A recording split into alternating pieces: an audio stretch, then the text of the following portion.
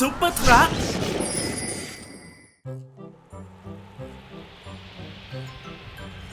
สวัสดีเด็กๆวันนี้คาซิตี้เต็มไปด้วยหิมะฉันคิดว่าพายุหิมะกำลังมานะ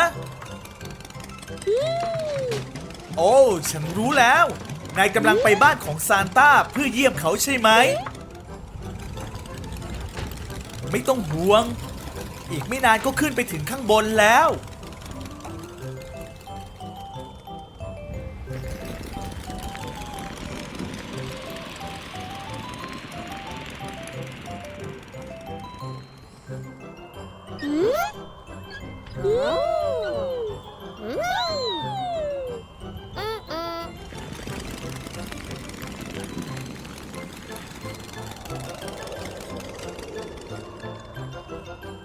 ว้าวตื่นเต้นจังเลย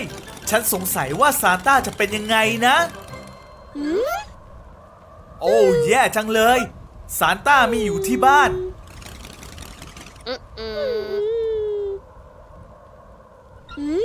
ฉันคิดว่าเธอพูดถูกนะเบบี้เบนเราต้องลงจากภูเขาโอ้แย่แล้วเด็กๆฉันไม่คิดว่ามันจะปลอดภัยที่จะลงภูเขาเพียงลำพังนะมันไม่ดีแน่ๆดูนั่นเฮกเตอร์ขอบคุณที่นายอยู่ที่นี่ฉันคิดว่าเราต้องส่งสัญญาณเรียกซูเปอร์ทรัคนายช่วยหน่อยได้ไหมขอบคุณนะเฮกเตอร์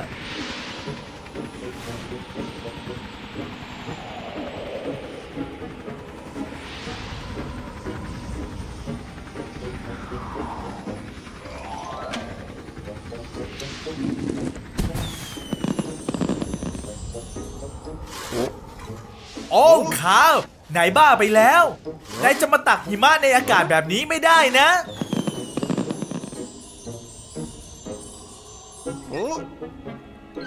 เด็กๆต้องการความช่วยเหลือพวกเขาติดอยู่บนเขาใกล้ๆบ้านของซานต้าและหาทางลงไม่เจอโอเคไปที่อุโมงค์กันเถอะ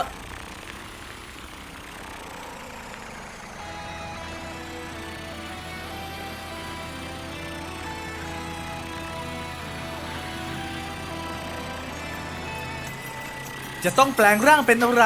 ถึงจะช่วยเด็กๆออกมาจากพายุหิมะได้เร็วที่สุดเป็นไอเดียที่ดีเลยค่ะ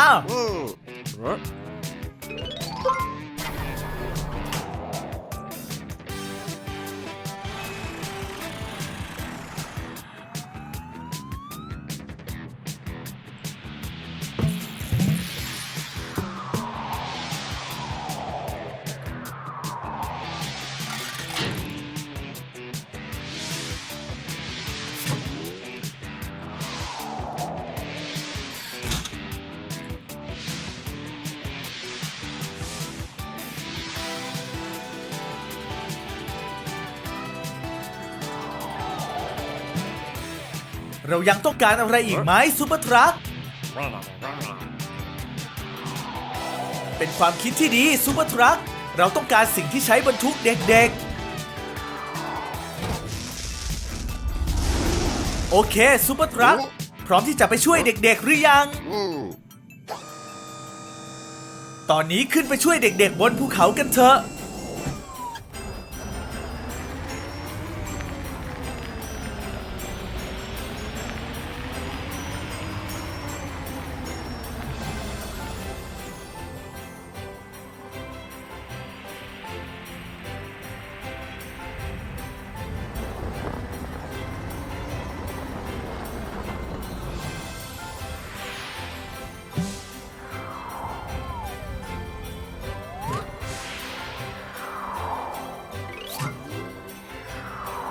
ไม่ต้องห่วงเด็กๆซูเปอร์ทรัคมาช่วยพาออกไปจากพายุหิมะแล้ว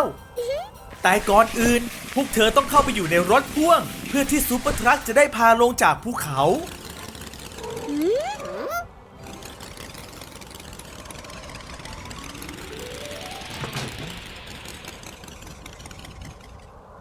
ทำได้ดีมากเด็กๆโอเค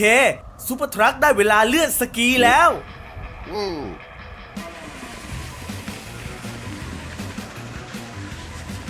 ไม่ต้องห่วงเด็กๆ ซูเปอร์ทรัคเป็นนักสกีที่ชำนาญแต่ระวังหน่อย ต้นไม้ฮู้เกือบไปแล้ว โอเคซูเปอร์ทรัคหิมะตกหนักขึ้นเรื่อยๆนายผ่านไปได้ไหม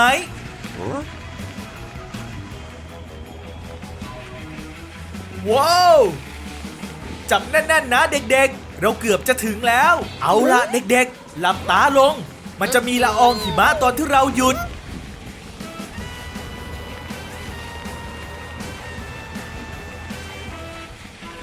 ว้าวซูเปอร์ทรัคบ้ามากๆเลย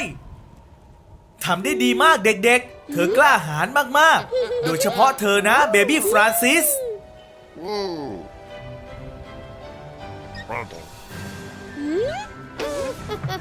คราวหน้าเวลาไปเยี่ยมซานต้าเราควรจะรอจนพายุสงบก่อนนะเจอกันคราวหน้านะทุกคนขอให้ปลอดภัยท่ามกลางหิมะนะ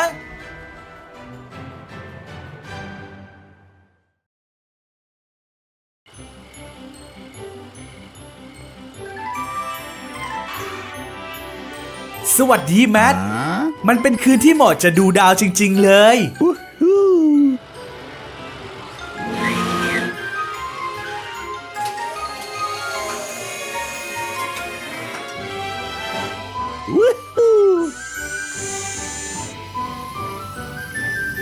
ว้าวในจักรวาลดวงอาทิตย์จะสว่างมากกว่าที่เห็นบนโลกเขาจึงใส่อุปกรณ์ป้องกันแสงแดดเพื่อปกป้องดวงตาร็อกกี้หายไปไหนแล้วนั่นมัน UFO และมีมนุษย์ต่างดาวอยู่ข้างในร็อกกี้คงจะกลัวและบินหนีไปแล้วเขาอยู่นั่นเชื้อเพลิงของเขาหมดเขาจะสูญหายไปในอวกาศตลอดกาลเ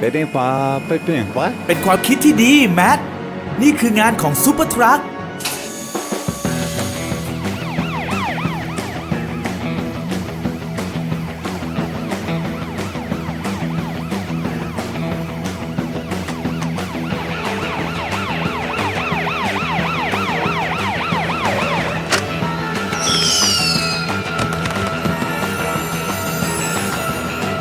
สวัสดีครับ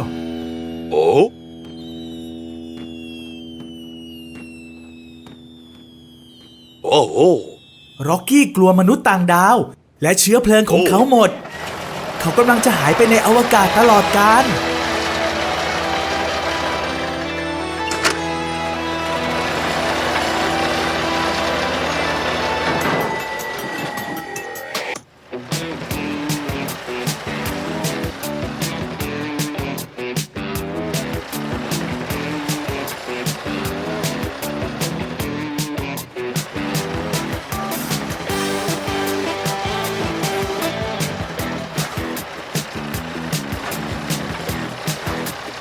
ฉันคิดว่ามีแค่อย่างเดียวเท่านั้นที่จะตามจับจรวดได้นั่นก็คือจรวดอีกลำหนึ่ง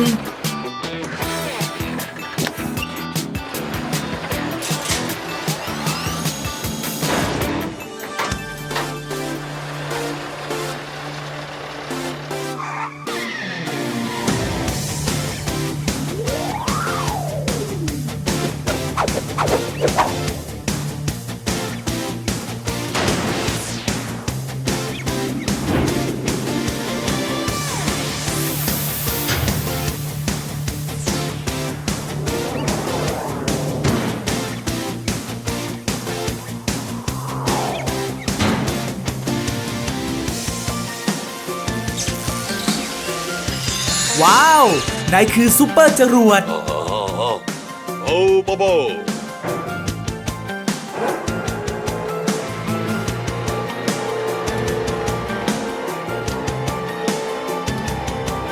ห้าสี่สามสองหนึ่งปล่อยขึ้นไปเลย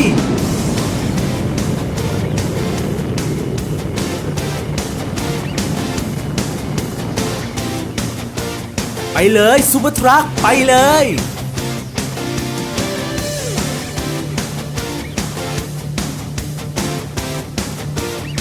ลองค้นหาดูซูเปอร์ทรัค มนุษย์ต่างดาวพวกนั้นแหละที่ร็อกกี้กลัวระวังด้วยนะซูเปอร์ทรัคพวกเขาพยายามช่วยร็อกกี้แต่เขากลัวเกินที่จะรับฟังเขาบินไปที่แถบดาวเคราะห์น้อยถ้าร็อกกี้เข้าไปในนั้นเขาจะแตกออกเป็นสิ่งเสี่ยงเลยล่ะอย่ายอมแพ้นะซูเปอร์ทรัคโอ้ไม่มีเวลามากแล้ว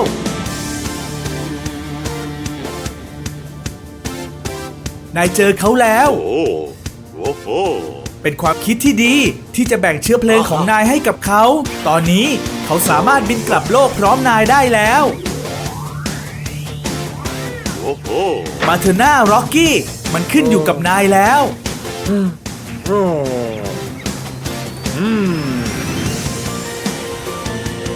ได้เวลากลับบ้าน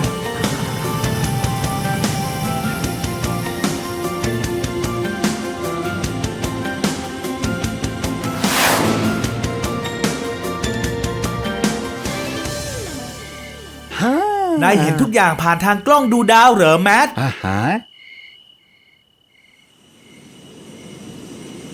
ปฏิบัติปาพิปะปะปะเขาเกือบจะมาถึงแล้วเหรอ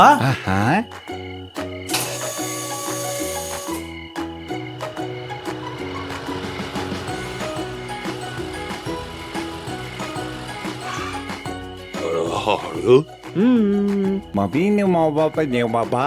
ใช่แล้วแมทขนาดคนที่มีประสบการณ์อย่างร็อกกี้ยังต้องเตรียมตัวให้พร้อมเวลาเดินทางโชคดีนะที่ซูเปอร์ทรัคช่วยเขาไว้ได้บายบายนะทุกคนซูเปอร์ทรัค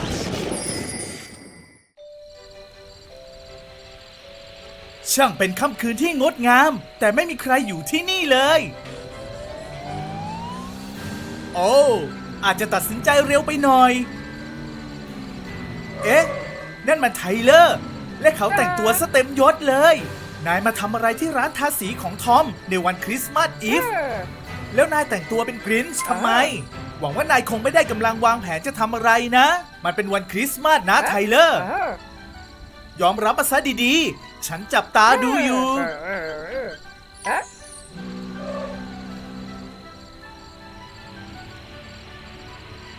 โอ้ดูเหมือนซานตาคลอสเพิ่งผ่านมาทางนี้โอ้สวัสดีแมทเบอร์รี่คริสต์มาสนายมาทำอะไรที่นี่โอ้นายกำลังเฝ้าของขวัญจนกว่าจะถึงตอนเช้าเหรอใช่แล้วเมื่อปีที่แล้วไทเลอร์ขโมยของขวัญไปหมดเลยเดี๋ยวนะนายพูดว่าไทเลอร์งั้นเหรออะไรเหรอมาฮอเปปาโอเคแมทเรารีบไปดูกันดีกว่าแล้วเราจะรีบกลับมาเรากำลังเข้าไปใกล้แล้ว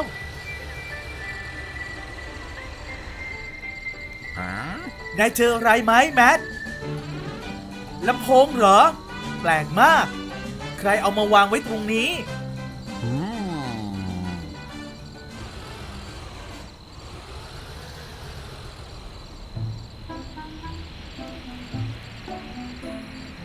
โอ้แย่แล้วไทเลอร์นั่นเอง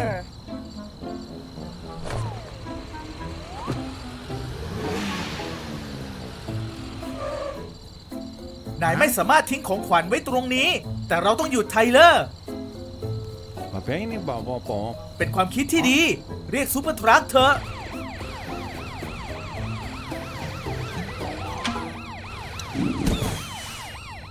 สวัสดีคาวคงไม่สายเกินไปที่จะตกแต่งวันคริสต์มาสใช่ไหม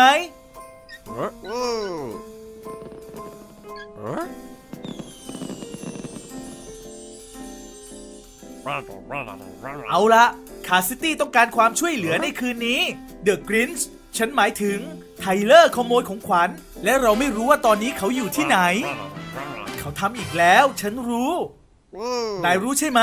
ว่าต้องทำไงงั้นเริ่มกันเถอะ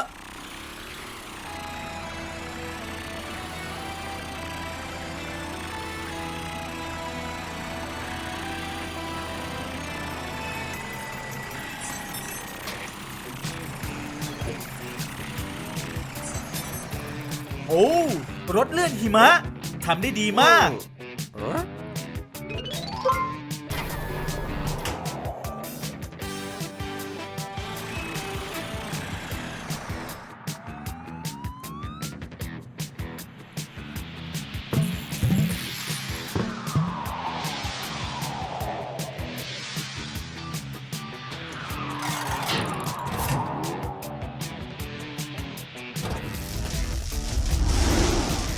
เยี่ยมเลย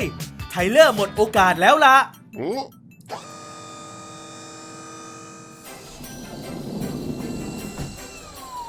เอาละไปที่สวนสาธารณะกันเถอะซูเปอร์ทรัค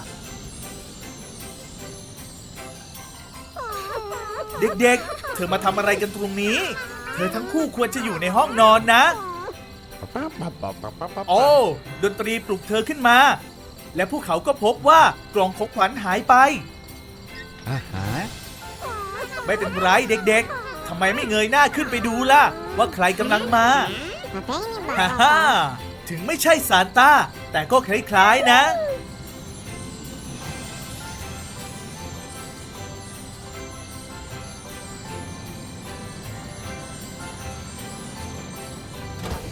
เอาละได้เวลาเอาบรรยากาศของคริสต์มาสอีฟกลับมาอีกครั้ง จะเริ่มยังไงดี เป็นไอเดียที่ดีแมทซูเปอร์ทรัคควรจะบินขึ้นไปดูว่าไทเลอร์ไปซ่อนอยู่ที่ไหน โอ้เธอต้องการไปกับซูเปอร์ทรัคด้วยเหรอ ฉันไม่แน่ใจ พวกนายว่าไง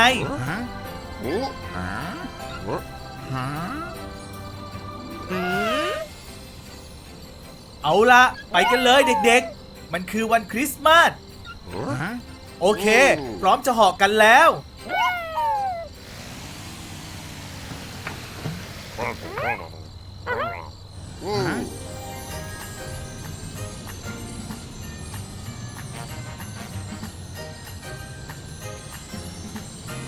ได้เบาะแสของไทเลอร์ไหมเด็กๆ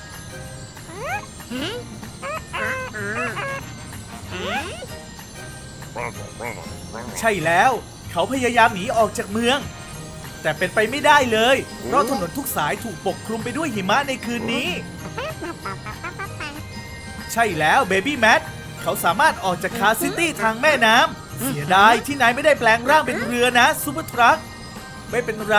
ไปที่แม่น้ำกันเถอะ เขาอยู่ที่นี่เร็วเข้า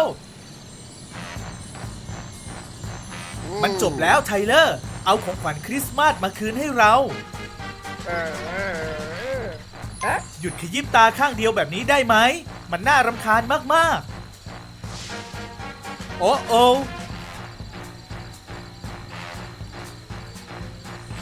แย่แล้ว เราต้องหยุดเขาก่อนที่จะเข้าไปในอุโมงค์ ไม่งั้นเราจะจับเขาไม่ได้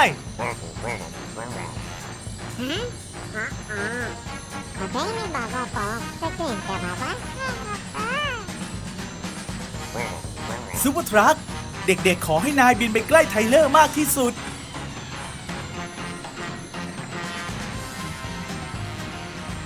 โอ้ ฉันรู้แล้วว่ากำลังจะเกิดอะไรขึ้น ดีมากเบบี้ทอม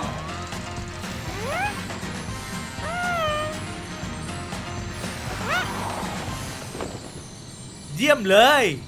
ปีหน้านายควรทำตัวให้ดีๆนะไทเลอร์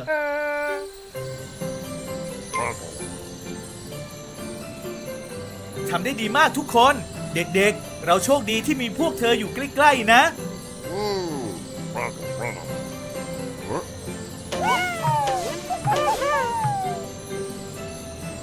สุขสันต์วันคริสต์มาสนะทุกคน แล้วเจอกันใหม่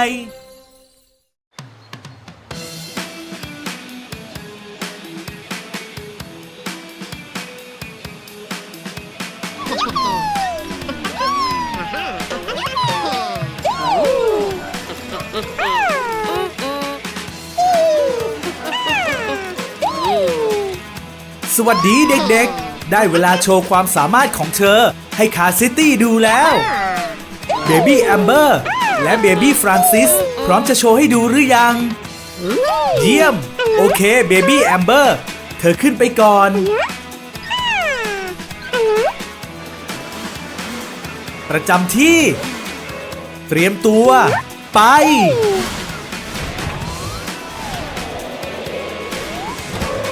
ว้าวเบบี้แอมเบอร์เหลือเชื่อไปเลย โอเคเบบี้ฟรานซิสพร้อมจะโชว์หรือยัง โอเค เตรียมตัวแล้วไปเลยเบบี้ฟรานซิส โอ้ไม่ฟรานซิส เราต้องการความช่วยเหลือโดยเร็วก่อนที่เบบี้ฟรานซิสจะตกน้ำเบบี้ฟรานซิสเธอว่ายน้ำเป็นไหม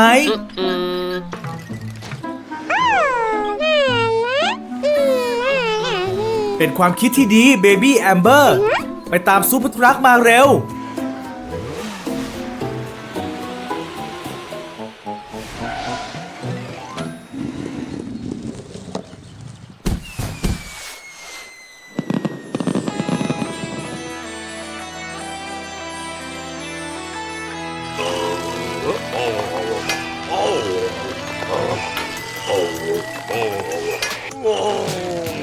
ข้าว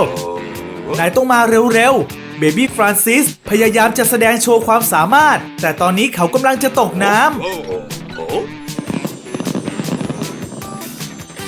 โอเคลงไปในอุโมงค์กันเถอะ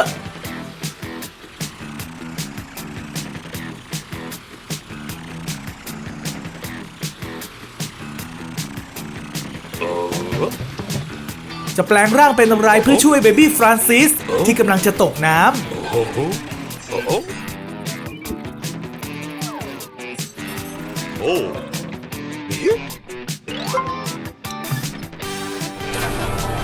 เป็นความคิดที่ดีคาร์ล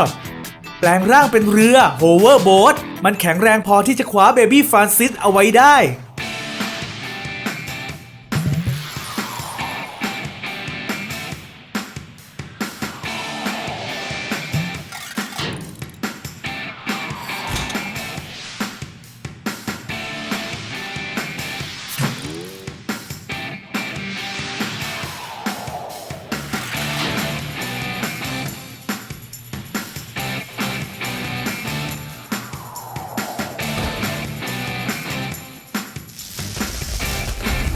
โอเคซูเปอร์ทรัคไปช่วยเบบี้ฟรานซิสที่แม่น้ำกันเถอะ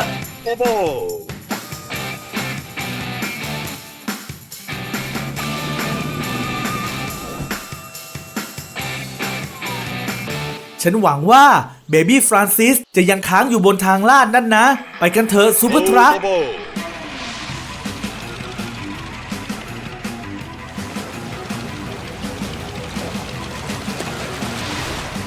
รอก่อนนะเบบี้ฟรานซิสซูเปอร์ทรัคมาช่วยแล้ว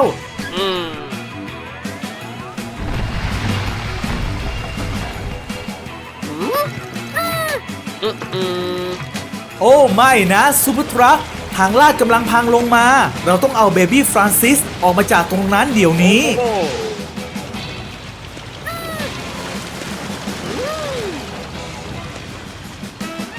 โอเคเบบี้ฟรานซิสเธอจำเป็นต้องออกมาจากทางลาดไม่เป็นไรนะเบบี้ฟรานซิสซูเปอร์ทรัคอยู่ด้านล่างเขาจะจับเธอเอาไว้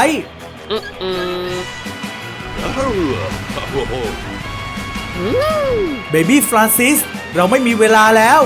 เธอต้องกระโดด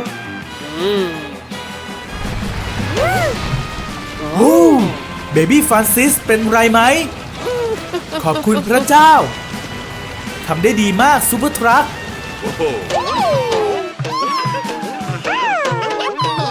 ทำได้ดีมากเบบี้ฟรานซิสเธอกล้าหาญมากๆฉันคิดว่านั่นเป็นการโชว์ที่ยอดเยี่ยมที่คาซิตี้ไม่เคยเห็นมาก่อนเห็นด้วยไหมเด็กๆ